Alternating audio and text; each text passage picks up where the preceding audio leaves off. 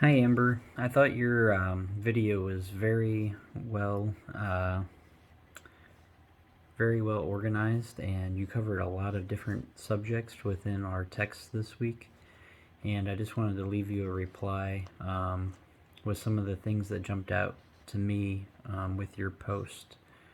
Um, so with the solution-based therapy or strength-based therapy, I thought it was very important that you had listed that it was a collaborative effort between the client and the counselor. Sometimes when I think about these interactions, it may be like somebody is coming to you as the counselor for the answers to life, and it's actually the opposite. It is helping that person understand the questions they're asking and letting them think through it to get to a point in life where they can reflect on it and what it means in the present moment, so that they can see how the next day may look or what the next week may look like.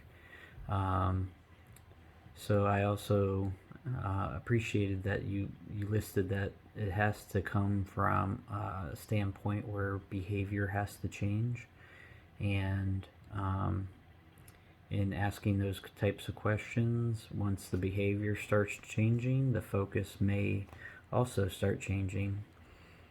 Um, a thing I liked about your narrative example or points was that you had said that it helps shape the identity, and clients can re-author their lives at any time.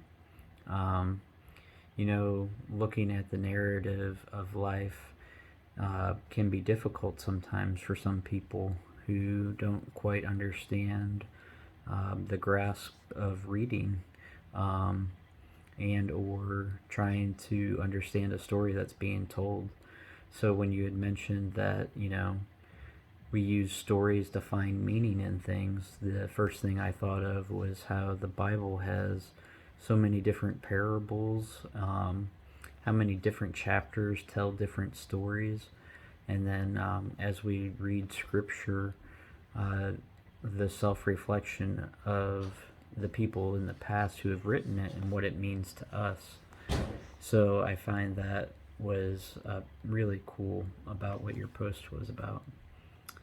Um, I also saw that you had listed under the similarities of both types of therapy that it was about the person's desire for change in their life, and that they were the expert from their perspective.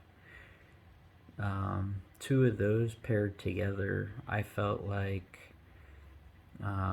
looking at the therapy, that this could be something the individual has to deal with if they are um, really at a stuck point. Then helping them become the expert, and helping them look for the desire to change with questions like the miracle question, are some certain things that we could do as counselors to help them. One of the points I wanted to bring up, you had said something about deep-seated trauma being a limitation for both of these types of therapies. I think that it's important when it comes to trauma to help our clients understand the difference between the definitions of shame and the definition of guilt. I felt that's an important step when it comes to somebody that has experienced trauma in the past and is having trouble seeing the future. What else? Also, I like how you pointed out the assumption the client knows the direction of life they want to travel. For so many people, they have that direction, that purpose, the motivation. They have the heart and the intellect to get themselves somewhere. Some of our clients may not have that, and helping them get there through questioning, questions and answers, and just listening, perspective of the client is really important.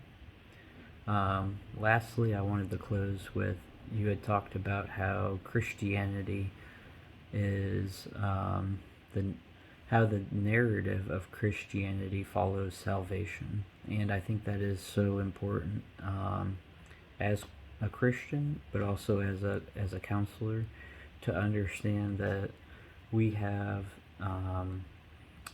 a solution, and we have a faith that and a belief that gravitates us towards positive thought and love and care, and that each person's story is important.